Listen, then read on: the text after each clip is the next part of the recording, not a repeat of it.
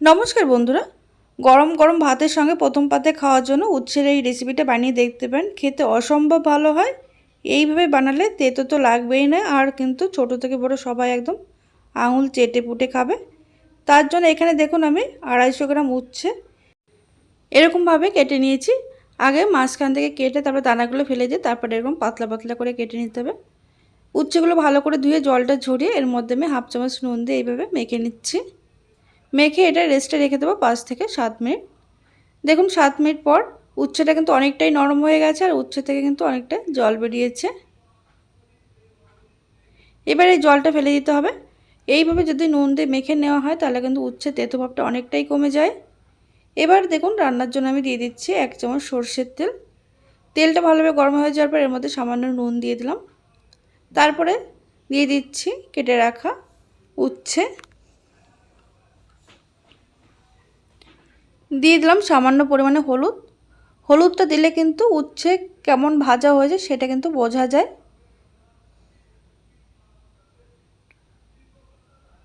Medium আছে 2 থেকে 3 minute কিন্তু উচ্ছেগুলো আমি ভেজে নেব। তবে একদম লাল করে ভাজার দরকার নেই, এরকম হালকা একটু কালারটা চেঞ্জ হবে, ঠিক সেরকম ভেজে তুলে নিতে হবে।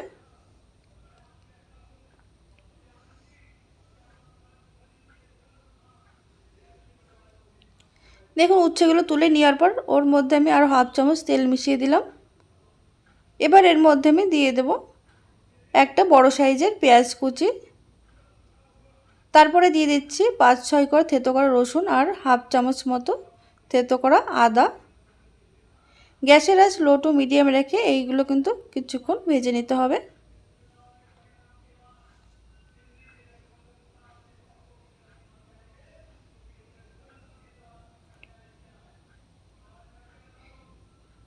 এটার কালারটা একটু চেঞ্জ হয়ে যাওয়ার পর এর মধ্যে আমি দিয়ে দেব 2টো কাঁচা লঙ্কা কুচি। তারপরে দিয়ে দিচ্ছি সামান্য নুন, দিয়ে দেব সামান্য পরিমাণে হলুদ। আরও 20 থেকে 30 সেকেন্ড একটু নাড়াচাড়া করে নেওয়ার পর এর মধ্যে দিয়ে দিচ্ছি আমি একটা মিডিয়াম সাইজের টমেটো কুচি। টমেটোর ভেতর দানাগুলো কিন্তু ফেলে দিয়েছি। এবার এই টমেটোটা কিন্তু একটু নরম হওয়া পর্যন্ত নাড়াচাড়া করে নেব আমি।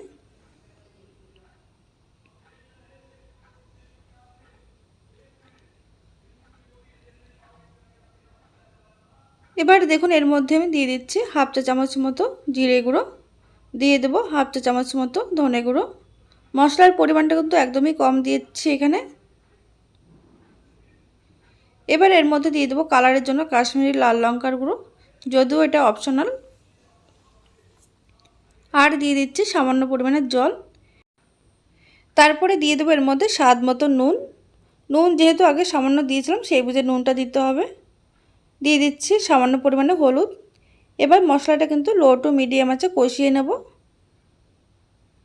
গ্যাসের আঁচ লোতে রেখে ঢাকা দিয়ে এটা আমি 1 মিনিট রেখে দেবো। এতে করে মশলাটা কিন্তু খুব সুন্দর কষানো হয়ে যাবে।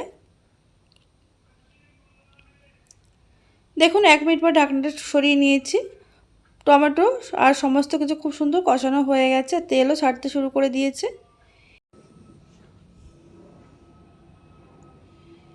এবার দেখুন এর মধ্যে আমি দিয়ে দেবো ভেজে রাখা উচ্ছে।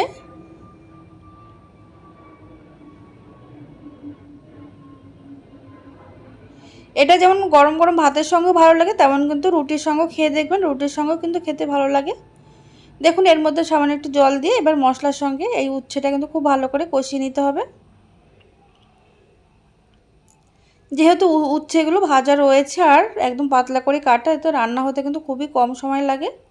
একটু নাড়াচাড়া করে দেওয়ার পর গ্যাসের আঁচ লো টু মিডিয়ামে রেখে ঢাকা দিয়ে কিন্তু 1 মিনিট রান্না করে নিয়েছি।